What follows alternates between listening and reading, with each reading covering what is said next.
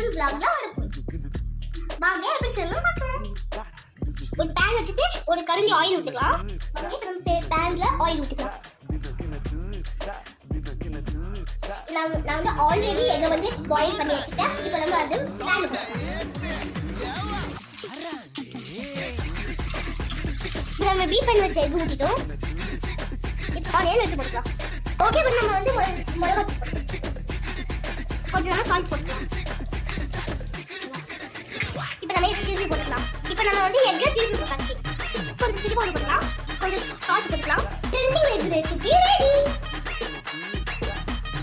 பாருங்க நல்லா இருக்கு. வாங்க இப்போ நம்ம டேஸ்ட் பண்ணி பார்க்கலாம். இது கண்டிப்பா ட்ரை பண்ணி பாருங்க, சூப்பரா இருக்கு. பை, நெக்ஸ்ட் சண்டே ஸ்பெஷல் vlogல பார்க்கலாம்.